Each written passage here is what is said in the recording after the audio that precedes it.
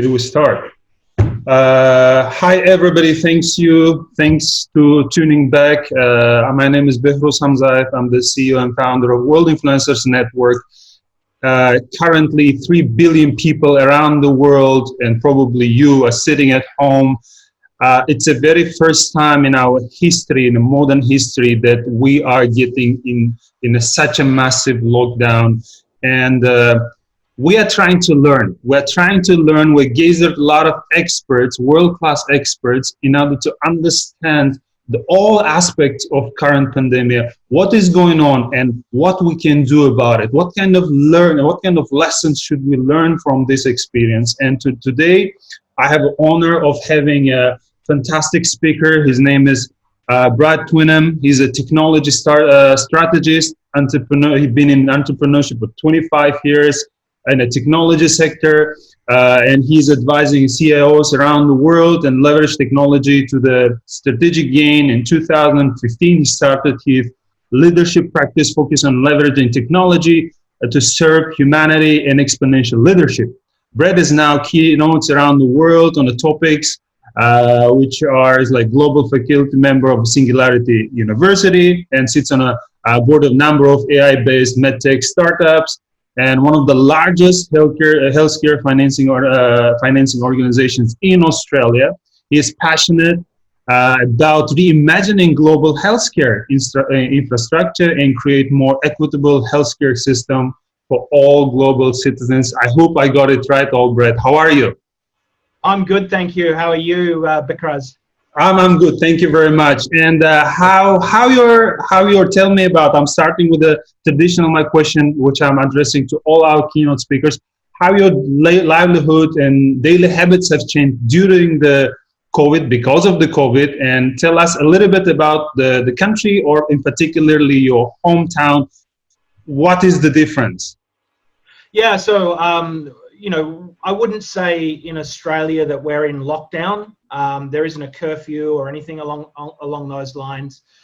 In fact, Australia has been fairly good at so far containing the coronavirus. However, in saying that, I think it's important that everyone understands we're not in our flu season yet. We're just coming out of summer. And so it'll be interesting to see what happens in the next few months as we go into winter and that enters our flu season, and what happens with the virus when that happens. In terms of life here at the moment, we have a number of restrictive measures in place to ensure that we keep social distancing. All the beaches have been closed, so people can't go to the beach. We're being told to stay at home. So unless you're an essential worker, you're traveling to work, you're traveling to education, or you're going to get essentials like food, etc., then you are asked to stay at home. And I guess even to the point now where in New South Wales, which is the state I live in Australia, the police are issuing $1,000 fines if you are out and about for one of those reasons, for anything other than one of those reasons, which is, I guess, a tightening up of those restrictions. We've just entered our Easter weekend here in Australia, and that's traditionally a time when people love to travel.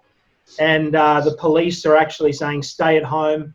If you are traveling and you don't need to, we will fine you. So there's a real push to keep people at home because we're in that critical state right now. Yes, I think there is different protocols going on around the world. I mean, at the same protocol, but with the tighter security or less, more mild. But I think it's another lesson that we're going to learn, and there will be several protocols of how to handle it. It is really interesting how Nordic countries are handling it, and how other countries are handling it. It's a really interesting time, and I'm sure that someone is doing the research, and it will definitely help us, because I know I'm just going a little forward, but we're going to speak about the pandemics, this current pandemic, COVID-19, and others which are coming, and they're definitely coming. So what would be the topic, Bradley? Yeah, so look, I mean, I being a technology strategist, I was very keen in terms of looking at this to how can technology serve us moving forward. As I've looked at this pandemic, if there's one takeaway for me, as I look at the way global leaders have addressed this pandemic, is the distinct lack of trust that now exists between global leaders and their citizens in their countries. And I believe personally that technology, and in particular technology sets such as artificial intelligence, can go a long way of restoring that trust that no longer exists between those leaders and their people. And I often sit and ponder, and I think it's an important question to ponder, in that if our leaders were using machine intelligence right now to augment their decision making, would the people be would their citizens be a lot more accepting of the measures they're taking and the leadership decisions they're having to make if they knew that those decisions were being augmented by a machine? Now, I personally believe they would, because people now trust machines more than themselves, and you only have to look at how much, people no longer trust their partner to read a map when they're in a car. They use their GPS app on their phone, right? They trust the machine more than the person sitting next to them. And I don't think our leaders truly understand that people would now rather trust a machine than they would rather trust another human being. And so they've hit this dilemma in this pandemic, which I think is hugely interesting, of asking their citizens to trust them in an extreme moment in all of their citizens' lives. And that's come unstuck for many of them. And I think if we had the machine technology available across the gamut of various places where it's needed during a pandemic, we probably could have cut this off much faster than we have.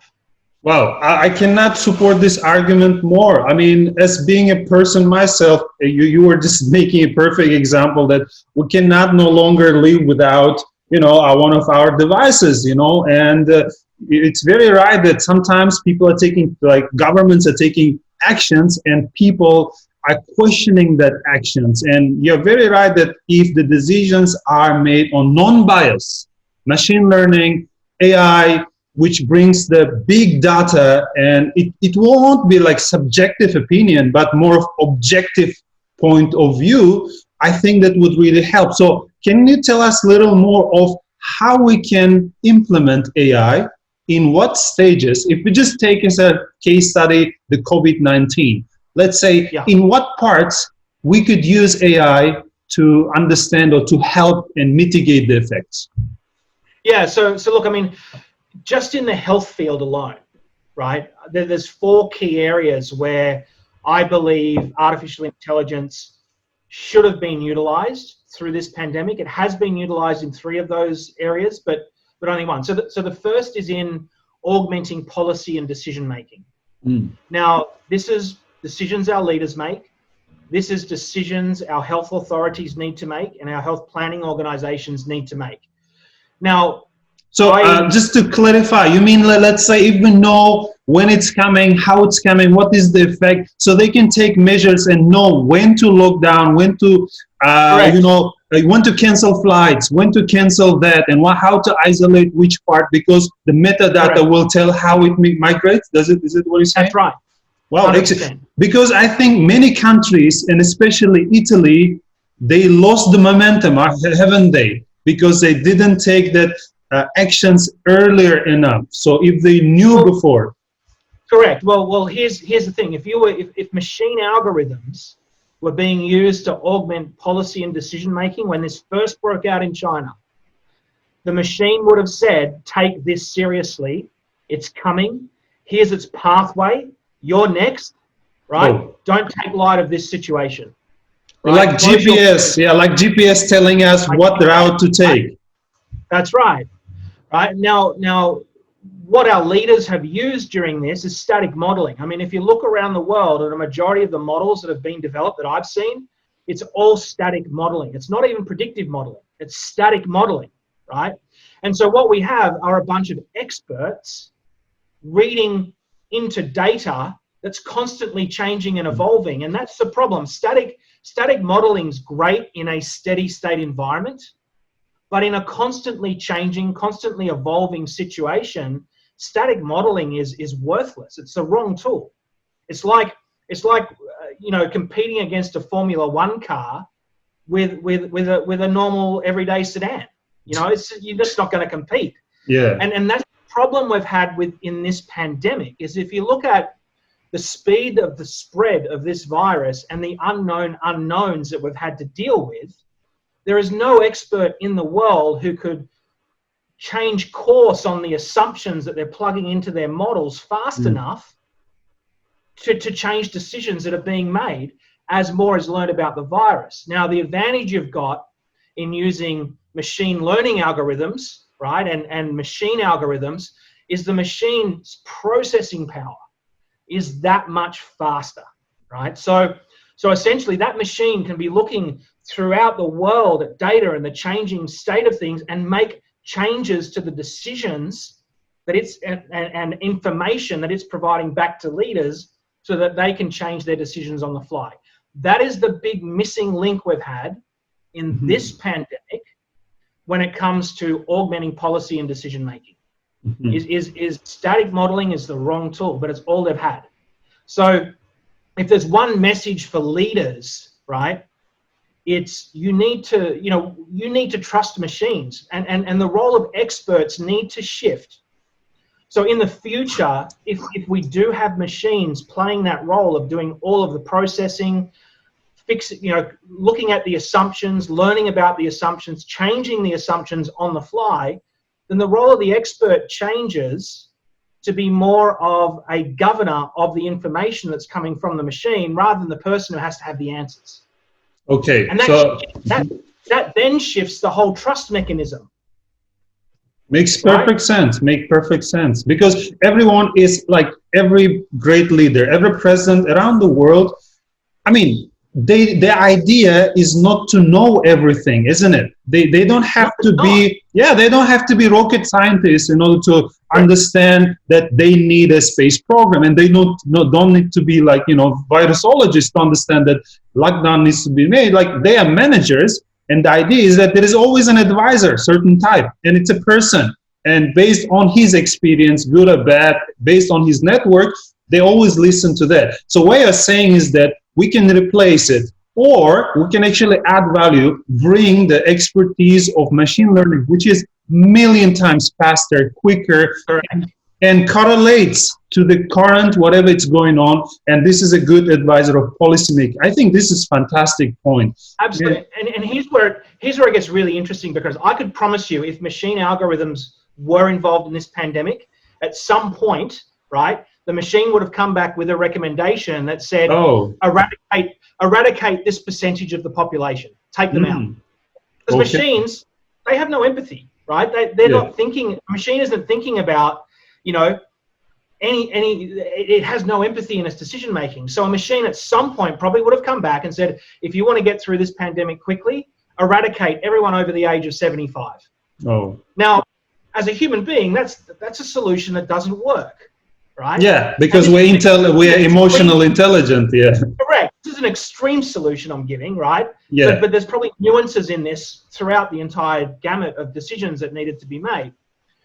But then you've got an expert that says, well, that's not a viable solution, right? Yeah. So why don't we lock down all the aged care facilities for 6 months? And that's our policy. If we can isolate that group of people, then we can allow this virus to run through society. Right? We build that herd mentality, that herd immunity, and then we're okay, right? If you had a machine that got out in front of that, you could plan for that, you could do all of that. The situation we have in Australia right now is we've shut everything down to give the healthcare sector enough time to scale up the ICU beds in the country, and then once we've got it to a level that we believe we can cope with, then we'll let the virus run free. Now, we could have done that so much faster, right? We could have got so much further ahead of that, where potentially we wouldn't have had to have locked down anything, prepared for it, right? And then you don't have the economic catastrophe that's occurring in a lot of these countries. I mean, the USA right now has dished out $3 trillion in stimulus, just in the United States. So this thing globally, just in economic cost, is going to be in excess of $5 trillion by the time it's over. And I 5 trillion. I believe it'll be around $5 trillion by the time this is over. Right? This is huge, isn't it? This is, I think it's just the zeros, but if we just compare to last pandemic, SARS, Ebola, or like others, they were not nearly like that close, aren't they? No. Well, Ebola, 53 billion, right? SARS, 40 billion. 40, yeah. We've never seen anything. Now, the reason we've had to close every country down was because of the spread of this virus. I mean, basically it's scaling at an exponential rate when we haven't seen a virus that moves that fast yet.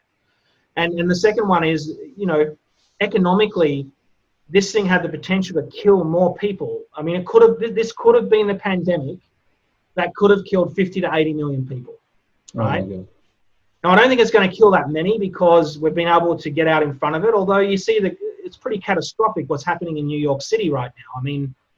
Oh, yeah, things been worse there, I think. It's the things are even worse than in epicenter, Wuhan. They were like, I mean, we don't know, we don't have, and we understand that Chinese government is not as transparent than others, but still numbers speaks for itself. I mean, in that case, Wuhan is right now, after 2 months of lockdown, city is back to life and everybody is okay, and doctors left it, and New York becoming the second hotspot. And I would like to outline another point why we're making this virtual conference is that it's not about everything, it's not about like medical aspect, but being like economist myself, I'm more horrified with the economic consequences rather than medical aspects. So can we talk more about in what essence AI could help with the, from how we can use the technology not only to predict how the virus is going to go.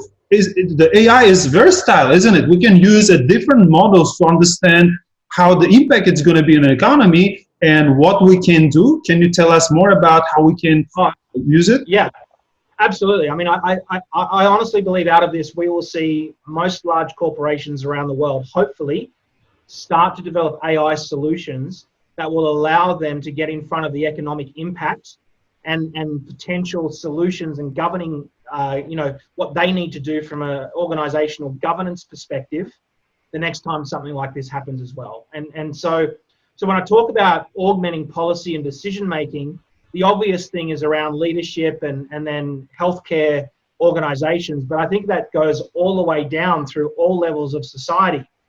And I would even go all the way down to the point of the individual. I believe that we do need, and if we're, this comes down to my passion of talking about creating an equitable healthcare system. Yes. I believe that, every citizen on the planet should own their own healthcare data. And every citizen on the planet should have access to their own artificial intelligence machines who can go through that data to create personal insights for them. So I believe that AI is not just an organizational tool. It could also go down to the level of the individual over time. And I hope we can see it go that way, because that then looks at this whole aspect of how do you leverage this technology for humanity and leverage it for good rather than just at those elite levels of society. Well, I think you're making here a very interesting point, because you are basically saying, let's democratize AI. Let's create a certain type of a social network where you can just input all your information and get crunch the numbers and let you know that, hey, your diet is bad, you have to exercise, you are more vulnerable to A, B, C, X, Y, Z diseases, so that you need to do so you're basically giving you a very high level protocol of best doctors around the world to the simplest people. And another point is that not everybody can afford. We know that supercomputers, AI is like expensive. It's not available like for me, for you. And probably that will be my second question after we clarify that part, is that democratization is a key because it's not available for everybody. And second of all, is technology, my next question, so the world leaders and presidents around the world can make this decision, because for some countries, yes, they can do it. For developed countries, it's not a problem to have a supercomputer, to buy IBM's Watson, to have Summit computer, or like, you know, there are so many startups and the supercomputers out there, but they're costly. Is technology there? Is technology there yet? And do we have a software for like emerging markets, for instance, for Uzbekistan or for similar markets, to adopt it? Or is it a fancy piece of tool just to show off saying, hey, you know what, we have an AI, but can they use it? Is technology is there, and is software there? Because like people, you can always train them, but if technology is not there and it's just a fancy piece, then I mean, what is the adaptation level? So if you can tell. This is a really, really good question that you're hitting on, and I think it's a super important question. So, and it comes to the heart of, we do need to separate the hype from the reality of where AI is today. It's nowhere near the media would have us believe it is. You know, we're not going to see cyborgs bursting through windows with machine guns going "Hasta la vista, baby," you know, in the next 10 years. Let's be realistic about that, because we don't have the compute infrastructure that can support that kind of scale at this point. And you're 100% correct. You know, emerging countries, you know, they necessarily don't have the cost to run these massive computer systems, but we have seen a tremendous democratization in compute, network, and storage resource over the last 10 years. That will continue. We'll see quantum computing move into the mainstream in terms of adoption, and then we'll see quantum compute resource start to get democratized as well.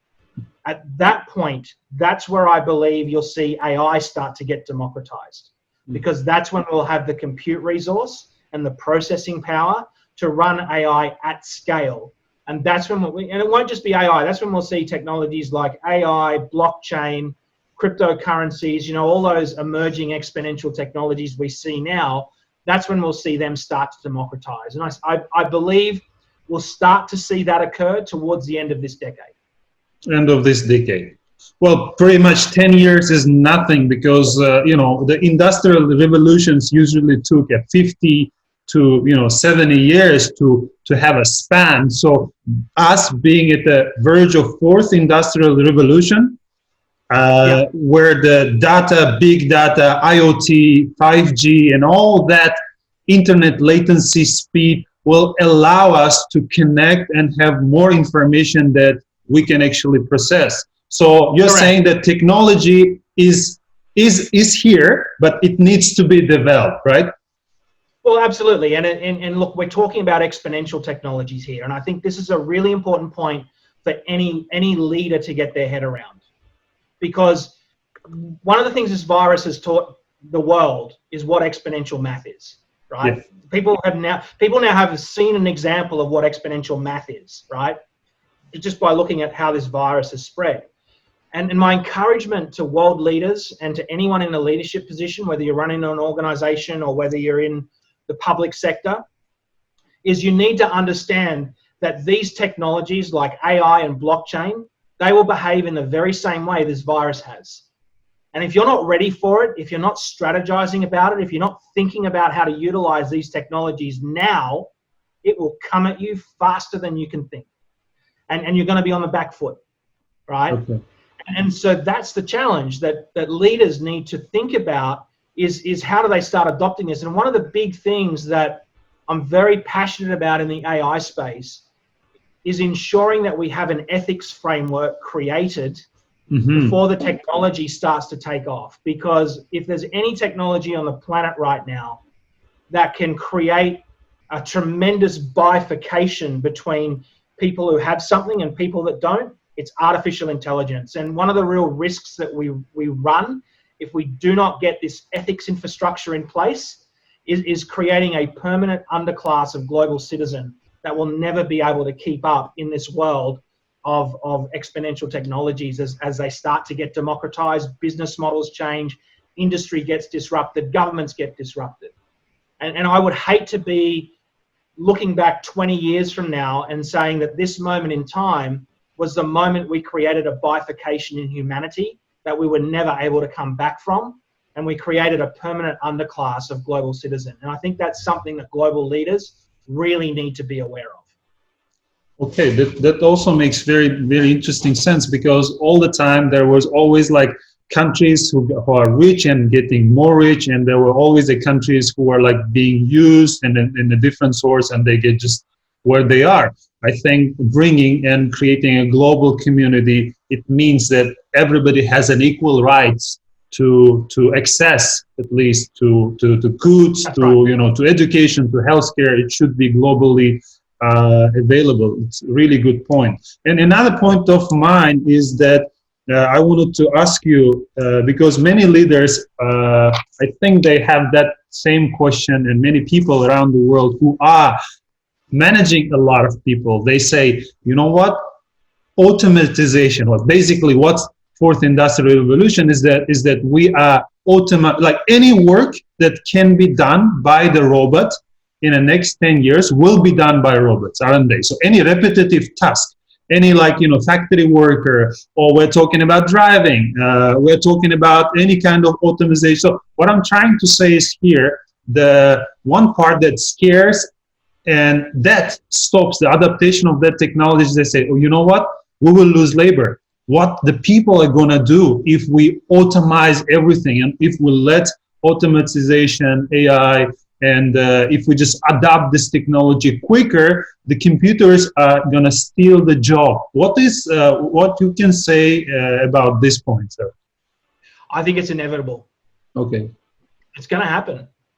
Okay. Right? I mean, I clearly and honestly, hand on heart, believe that in the next 10 to 20 years, probably sooner rather than later, we will see mass unemployment caused by machine automation. Mm-hmm. And this is something governments need to plan for. And it's something I've been thinking about for the last 4 years. And I believe the key to providing a different lifestyle for citizens is in this whole area of giving the tools for every citizen on the planet to be able to monetize their data and earn an income from their data that can supplement income they're earning from other sources. I mean, if you can unlock that, and it's a tremendously huge thing to unlock, I don't want to downplay how easy or hard this is. But if you could unlock that for your citizens, then you don't have to worry about unemployment, because essentially data and the insights that citizens can create from that data could essentially fuel the economy moving forward. I mean, in 2019, data surpassed oil as being the most valuable commodity on the planet. Yeah, that's what I wanted to make a point, that, if you are having a passive income, you're making a very interesting the idea, you're pushing a really good, interesting idea, is that like people don't know yet, but that I wanted to make the same comparison, that the data surpassed the oil. So basically mining the data is a similar of mining the oil, whereas we're giving the right to people own their data and use them. They want to sell it, have a passive income, they can do it, because under the, let's be realistic here, under the sheets, under the table, many organizations, I'm not going to name them, I'm not going to call them out, but everybody knows that many organizations who have access to our data already selling that data to third companies. And it's not a secret. I'm not telling any secret. And why not we are us using it and having the benefit? You're making a very interesting point here. Well, I will call it out, because this is an area I'm very passionate about, right? I mean, if I could monetize the data that Google, Facebook, and Amazon had on that, right? And I could mine that and provide insights back to those organizations and other organizations around the world that want to create new products and services for me to consume, I am a walking billionaire. I am literally a walking billionaire, because these organizations, that's how much money they're making off me today, off my data. Every citizen on the planet is a walking billionaire. You just need to unlock the value, right?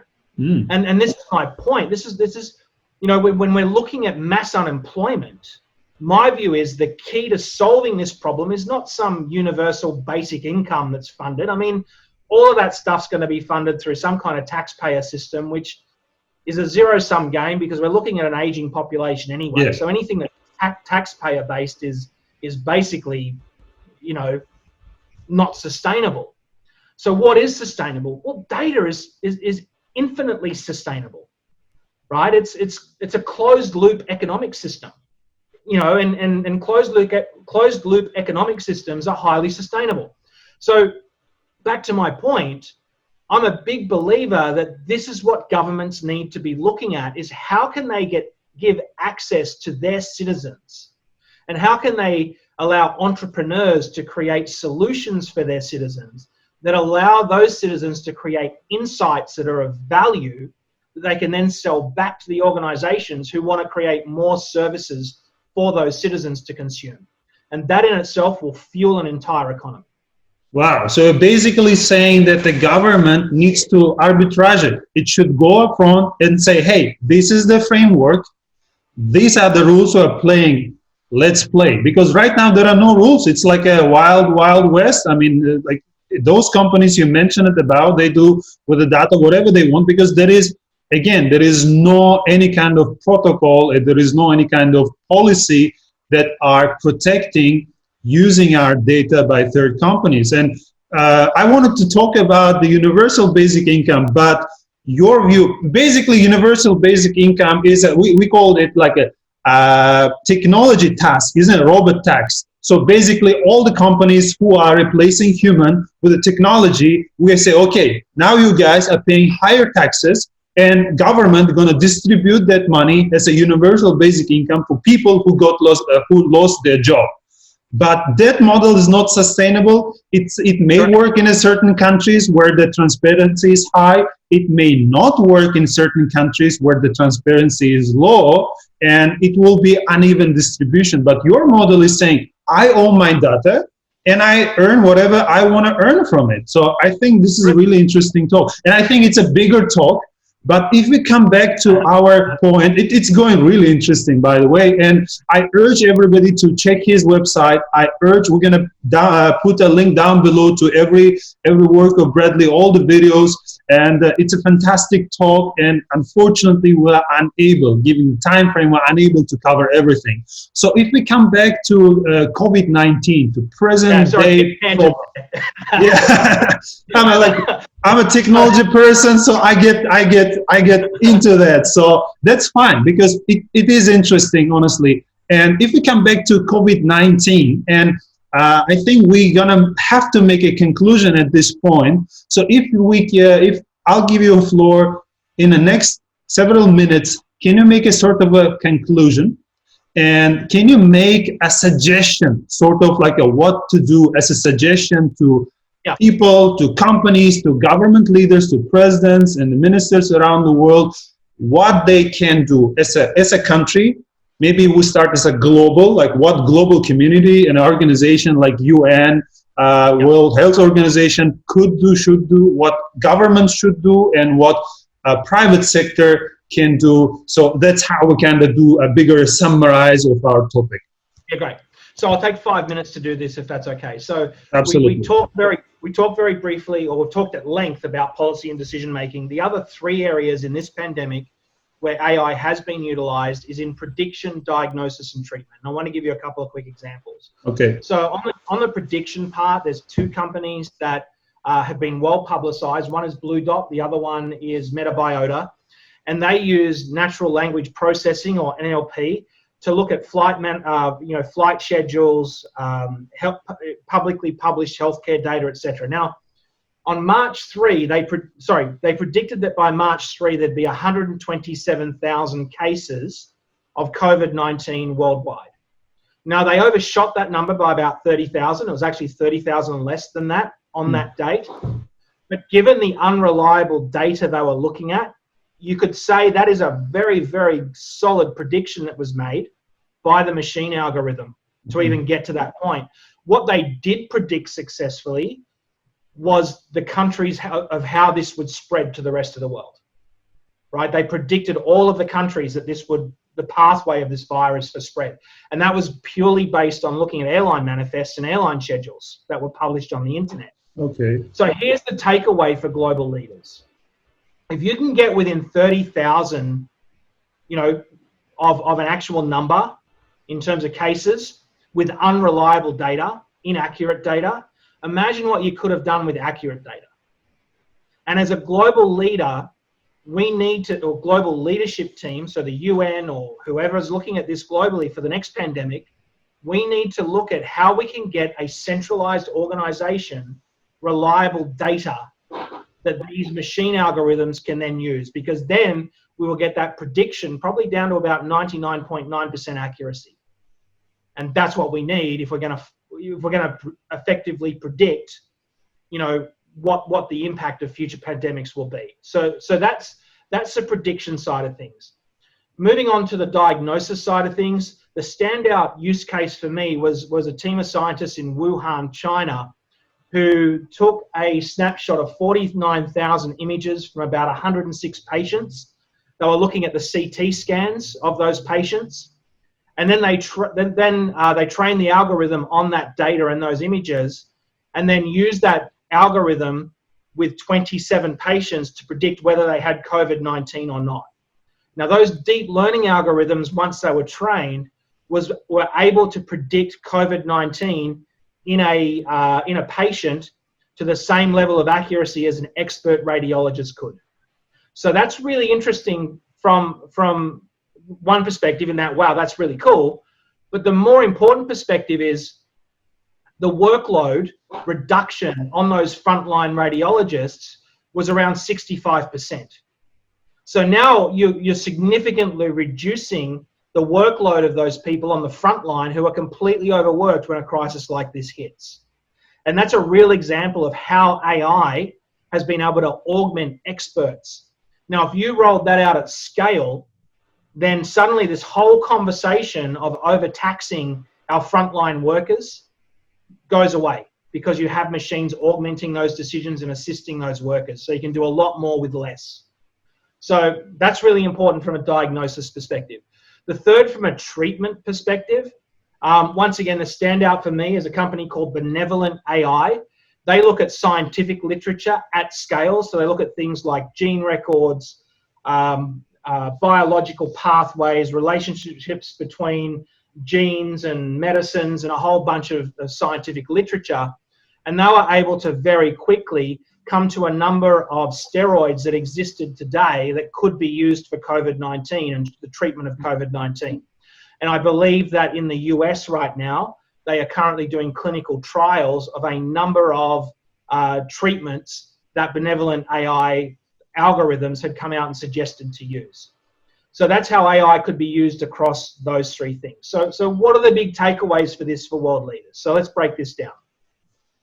I think the first big takeaway is world leaders need to take pandemics seriously. I think that's the first big one.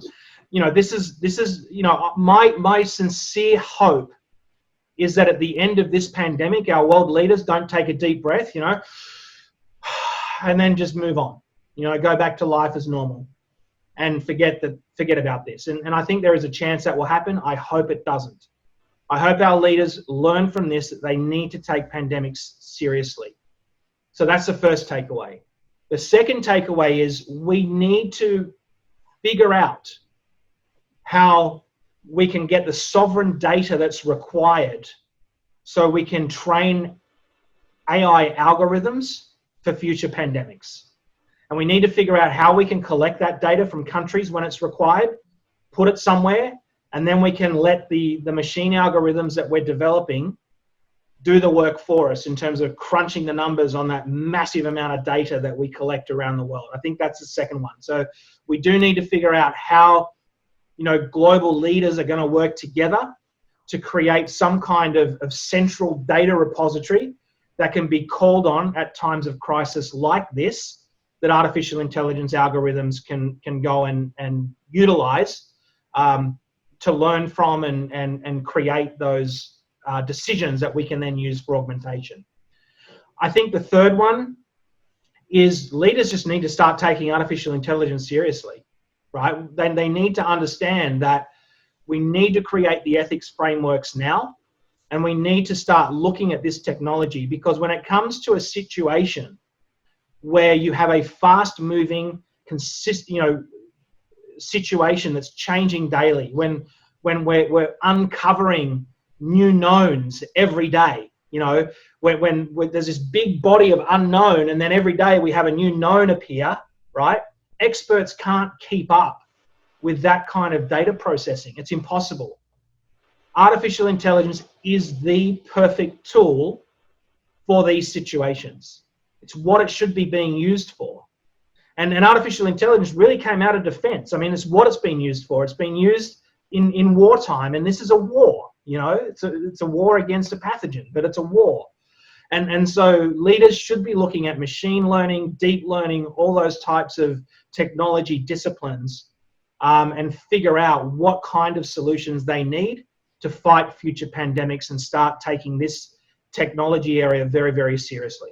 That'd be my 3 biggest takeaways.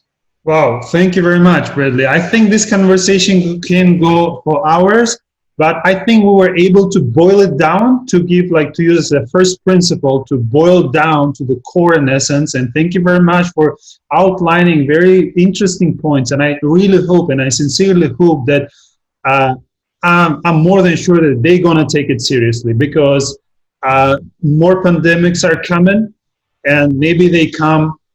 What was the last time span between 2 pandemics, between SARS and like now? It was a decade. It was 10 years or so.